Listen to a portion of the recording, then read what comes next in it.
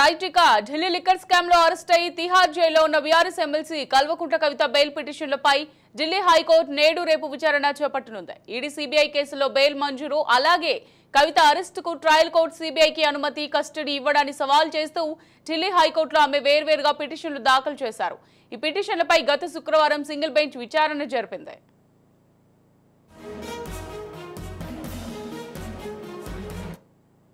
Liquor scam లోని 50 మంది నిందితుల్లో కవిత మాత్రమే మహిళ అని, మహిళా చట్టాల ప్రకారం ఆమెకు బెయిల్ ఇవ్వాలని కవిత తరపు సీనియర్ అడ్వకేట్ విక్రమ్ చౌదరి వాదనలు వినిపించారు. కవిత బెయిల్ పిటిషన్లపై ఈడీ కౌంటర్ దాఖలు చేయగా సిబిఐ మాత్రం సమయం కోరింది. నేపథ్యంలో సోమవారం వాదనలు వింటామని జస్టిస్ స్వర్ణకాంత శర్మతో కూడిన సింగిల్ బెంచ్ స్పష్టం చేసింది.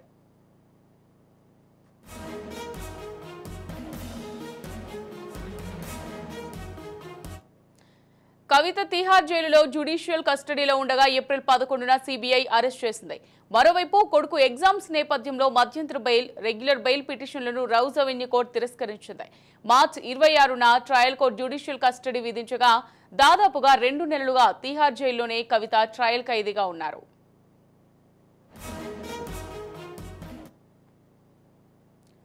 రైట్ ఇక ఇదే అంశానికి సంబంధించి మరింత సమాచారం మా క్రైమ్ బ్యూరో చీఫ్ ఇన్నారెడ్డి అందిస్తారు. ఇన్నారెడ్డి, కవితకు సంబంధించి కవిత వేసిన బెయిల్ పిటిషన్లకు సంబంధించి నేడు రేపు విచారణ జరగనున్నట్టుగా తెలుస్తోంది.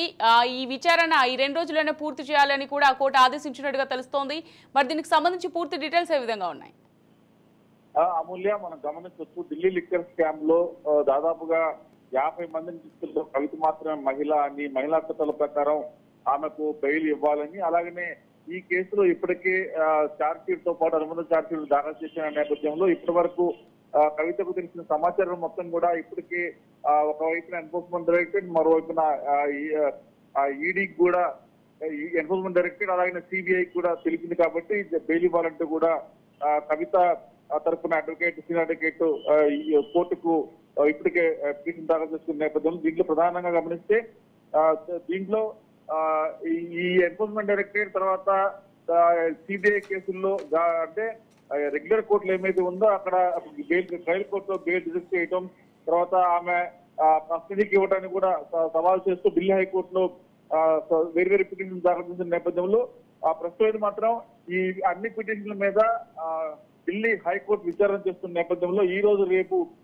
విచారణ పూర్తి చేయాలని చెప్పి కూడా స్పష్టమైన ఆదేశాలు కూడా జారీ చేయడం జరిగింది. అయితే మొత్తం మీద ఈ 2 కేసుల్లో, అంటే 2 ఏజెన్సీలు పెట్టిన కేసుల్లో, ఎన్ఫోర్స్మెంట్ డైరెక్టరేట్ కావచ్చు, సిబిఐ 2 కేసుల్లో కూడా ఈ రోజు జరగబోయే వాదనలు చాలా కీలకంగా ఉండే అవకాశం కనిపిస్తా ఉంది. అంటే ఇప్పటి వరకు కూడా ట్రయల్ కోర్టులో కూడా చాలా స్పష్టంగా, అంటే ఈ సిబిఐ కావచ్చు, ఎన్ఫోర్స్మెంట్ డైరెక్టరేట్ కూడా చాలా స్పష్టంగా చెప్పారు ఈ కేసులు కీలకంగా ఉంది. అంటే ఈ లిక్కర్ స్కామ్ కు సంబంధించిన వ్యవహారంలో ప్రధానంగా అంటే ఆయన కీలకంగా పోషించింది. అంటే దీనిలో ప్రధానంగా గమనిస్తే అంటే ప్రొపోజల్ చెల్లించడంలో, పాలసీ తయారు చేయడం కూడా ఏమైతే కీలకంగా వ్యవహరించింది. కాబట్టి ఇప్పుడు కనుక ఏమో బెయిల్ ఇస్తే ఖచ్చితంగా సాక్ష్యాలను తారు చేసే అవకాశం ఉంది. ఇన్ఫ్లుయెన్స్ ఉన్న వ్యక్తి అని చెప్పేసి కూడా 2 ఏజెన్సీ కూడా గతంలో వాదించి బెయిల్ రిజెక్ట్ అవడానికి కూడా ఇవే కారణాలు చూపిస్తూ కూడా కింది court, trial court bail reject చేసింది. మరి ఇప్పుడు ఈ ఢిల్లీ హైకోర్టులో మరి ఈ రోజు రేపు జరగబోయే వాదనలో మరి ఎలాంటి ఆర్గ్యుమెంట్స్ వినిపించే అవకాశం కనిపిస్తా ఉంది. ప్రధానంగా గమనిస్తే దీంట్లో ఈ రేసవెన్యూ కోర్టు సృష్టించిన అదే వాదనలు వినిపిస్తుందా, లేకపోతే మరి కొత్త ఆర్గ్యుమెంట్స్ వినిపించే అవకాశం కనిపిస్తుందని తెలుస్తా ఉంది.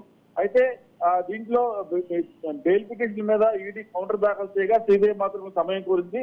ఈ నేపథ్యంలోనే ఈ రోజు మరోసారి విచారణకు వచ్చేయడం తెలుస్తా ఉంది. మరి ఈ రోజు విచారణలో ఈ 2 రోజుల్లోనూ ఈ విచారణ, అంటే ఈ ఆర్గ్యుమెంట్స్ కంప్లీట్ చేయాలని చెప్పి కోర్టు కూడా తెచ్చింది. కాబట్టి ఈ ఆర్గ్యుమెంట్స్ లో సిబిఐ ఎన్ఫోర్స్మెంట్ డైరెక్టరేట్ చేసే ఆర్గ్యుమెంట్స్ అనేవి చాలా కీలకంగా ఉండే అవకాశం కనిపిస్తా ఉంది. అమూల్య, రైట్, థ్యాంక్ యూ ఇన్నారెడ్డి.